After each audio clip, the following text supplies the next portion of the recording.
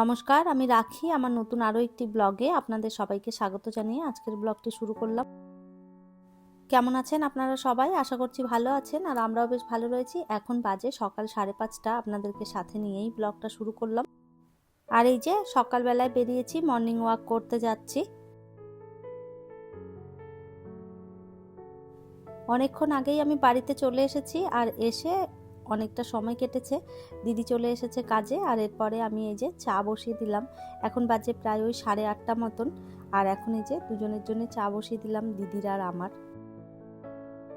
আজ হচ্ছে রবিবার, আর এটা হচ্ছে রবিবার দিনের ব্লগ। তো রবিবার যেহেতু বিবেকের স্কুল নেই, তো সেই জন্য কাজেরও খুব একটা চাপ নেই। একটু ধীরে সুস্থে করে গুছিয়ে কাজ করলেও অসুবিধে হবে না, কেননা স্কুল থাকলে তাড়াহুড়ো করে করতে হয়, স্কুল না থাকলে তখন দেখা যায় ধীরে সুস্থেও কাজগুলো করে নেওয়া যায়।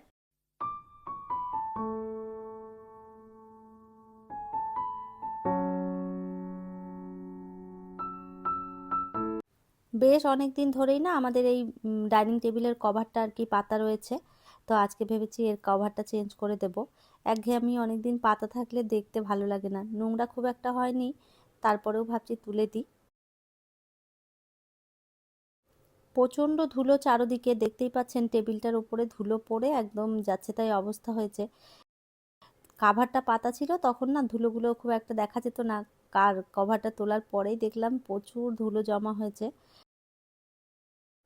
আগে শুকনো কাপড় দিয়ে সমস্ত ধুলোগুলো ঝেড়ে নিয়েছি, তারপরে ওই কলিংটা দিয়ে ভালো করে মুছেছি। কলিং দিয়ে মুছে দিলে সুন্দরভাবে একদম পরিষ্কার হয়ে যায়।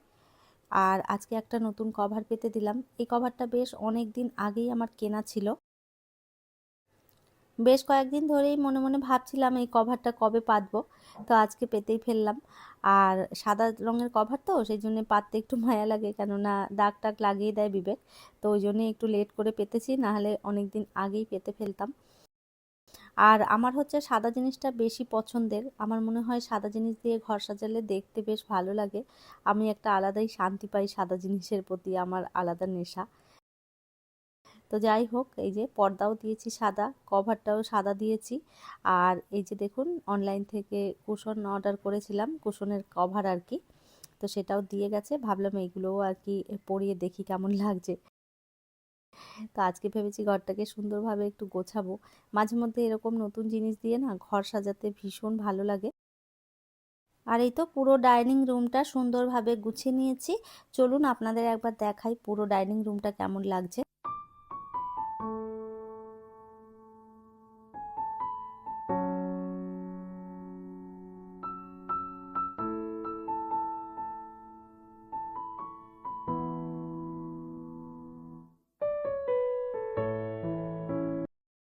বিবেকের খিদে পেয়েছে, অনেকক্ষণ থেকেই বলছে মা আমার খিদে পেয়েছে, খাবার করে দাও।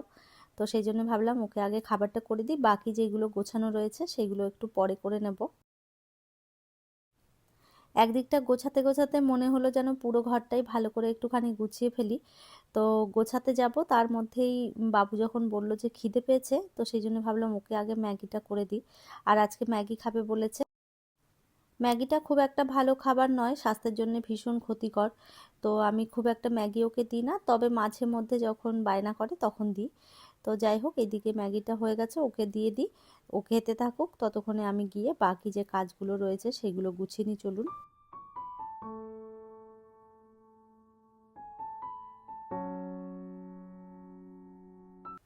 এইদিকে বিছানার চাদরটা অনেক দিন ধরেই পাতা ছিল, ভাবলাম আজকে এটা চেঞ্জ করে দিই। বেশ অনেক দিন ধরে পাতা থাকলে দেখবেন একঘেয়েমও দেখতে লাগে, ভালোও লাগে না।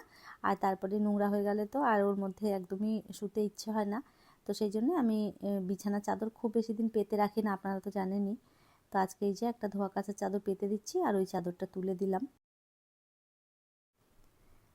আমার গত দিনের ভিডিওতে সীমা দিদিভাই কমেন্ট করেছে, আগের ফ্ল্যাটটা কি সুন্দর করে পরিষ্কার করলে, খুব এনার্জি আছে তোমার রাখি। আসলেই আগের বাসাটা, রান্নাঘরটা ভীষণ সুন্দর, বর্তমানের ফ্ল্যাটে আবার ডাইনিং রুম আর বেলকনিটা ভীষণ সুন্দর। থ্যাংক ইউ দিদিভাই এত সুন্দর একটা কমেন্ট করার জন্য। দিদিভাই এনার্জি যে প্রচুর আছে সেটা বলবো না, এখন এনার্জি অনেকটাই কমে গেছে, দিন দিন বয়সও বাড়ছে, আর তার সাথে সাথে শরীরও এখন আর সাথ দেয় না। তো যাই হোক, নিজের ঘর যখন দেখি যে নষ্ট হচ্ছে একটু একটু করে, তখন না মনের জোর দিয়ে কাজ করি। এনার্জি থাকুক বা নাই থাকুক, মনের জোরটা এনে তখন ঘরটা পরিষ্কার করতে হয়। আমি সমস্তটা ভালো করে পরিষ্কার করে রেখে এসেছি। কতদিন থাকবে জানি না, কেননা ওই যে বন্ধ ঘর থাকলে জানেনই তো যে ভীষণ নোংরা হয় আর কি। আর এই যে দেখুন, সুন্দরভাবে দুটো ঘর একদম পরিষ্কার করে নিয়েছি, ডাইনিং রুমটাও পরিষ্কার হয়ে গেছে। এরপরে যাব আমি দুপুরে রান্না বান্না। সকালবেলায় হাঁটতে যখন গিয়েছিলাম, আসবার সময় কিছুটা সবজি আর মাটন কিনে নিয়ে এসেছিলাম। তো ওইগুলোই এখন সমস্তটা ধুয়ে পরিষ্কার করে নেব। মাটনটা আমি এসেই সঙ্গে সঙ্গে ধুয়ে ফ্রিজের মধ্যে রেখে দিয়েছিলাম। আর এরপরে এই যে টমেটোটা ধুয়ে রাখছি। টমেটোগুলো ভালো করে বোট ছাড়িয়ে ধুয়ে মুছে সুন্দরভাবে রেখে দেব। আর তাহলেই দেখবো অনেক দিন ফ্রেশ থাকবে আর কি।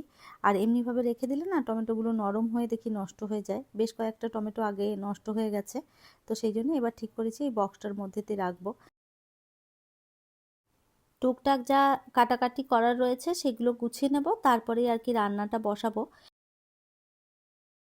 তো এইদিকে মাটনের জন্য একটুখানি আলু কেটে নিচ্ছি। মাটনে আজকে আলু দেব, আলু দিয়ে আর কি মাটনটা করব। আর সেভাবে কিছু রান্না বান্না এখন খুব একটা আর করব না, কেননা ওই চিকেন মাটন হলে না সবজি খেতে চায় না, বিবেক তো খাই না। বাবু তো এমনিতেই সবজিপাতি খুব একটা খেতে চায় না। আর বিবেক আর আমি রয়েছি, কী বা রান্না করব, এই মাটন দিয়েই আমাদের হয়ে যাবে। তো যাই হোক, চলুন সমস্তটা গুছিয়ে রান্নাটা শুরু করি।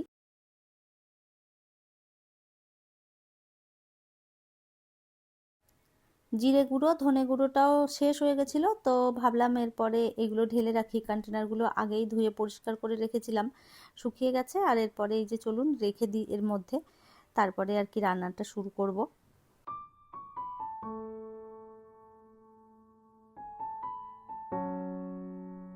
একবারে ভালো করে মাটনটা মেখে নিয়ে তারপরে আর কি রান্নাটা করে নেব। এইভাবে করলে তাড়াতাড়ি হয়েও যায় আর বেশ খেতেও ভালো হয়। আর এই তো এর মধ্যে দিয়ে দিলাম টক দই, আদা রসুন বাটা, তার মধ্যে দিয়েছি পেঁয়াজ কুচি, জিরে গুঁড়ো, ধনে গুঁড়ো, লঙ্কা গুঁড়ো, হলুদ গুঁড়ো, নুন, আর দিয়ে দিলাম সর্ষের তেল। সমস্তটা ভালো করে মেখে নিয়ে তারপরে আর কি রান্নাটা বসাবো। আর এর মধ্যে একটুখানি ওই গোটা গরম মশলা ফোড়নে দেব। আর গুঁড়ো গরম মশলা আর কি আমি বাড়িতেই করে রেখেছিলাম, সেটা আর কি দিয়ে দেবো। এইদিকে আমি ভাতটাও বসিয়ে দিচ্ছি, যতক্ষণে ভাতটা হবে আর এইদিকে ততক্ষণে চিকেনটা আর কি করে নেব। একসাথে দুটো রান্না বসিয়ে দিলাম, তাড়াতাড়ি হয়ে যাবে। প্রচণ্ড গরম পড়েছে এই দিকটাতে, বেশিক্ষণ না আর আগুনের কাছে থাকা যায় না। যত তাড়াতাড়ি এখান থেকে বেরোতে পারবো তত তাড়াতাড়ি ভালো। রান্না করে তারপরে আর কি স্নানটাও করে নেব। আর আগে স্নান করলে কি হয়, ঘেমে চেমে একদম অস্থির হয়ে যায়, তারপরে রান্না করার পরে আবারও স্নান করতে হয়। তো সেই জন্যে ভাবলাম যে একবারে রান্নাটা করেই নিই। আর সকালবেলায় যেহেতু আমি হাঁটতে যাই, তো তখন তো একবার ড্রেস ছাড়া হয়ই। এসেও যদি দেখি যে প্রচণ্ড ঘেমে গেছি, তখন আবারও একবার ড্রেস চেঞ্জ করি। তো সারাদিনে যে কতবার ড্রেস চেঞ্জ করি তার কোনো ঠিকানা নেই। এই মুহূর্তে আপনারা যারা আমার ভিডিওটি দেখছেন, প্লিজ একটি লাইক করে দেবেন। আর আমার ভিডিওর কোনো অংশ যদি আপনাদের ভালো লেগে যায়, কমেন্ট করে জানাতে ভুলবেন না। এই ধরনের ভিডিও যদি আপনারা আরও দেখতে চান, চাইলে কিন্তু আমার চ্যানেলটিকে সাবস্ক্রাইব করেও রাখতে পারেন। কাজটি যারা অলরেডি করে রেখেছেন তাদের অসংখ্য ধন্যবাদ।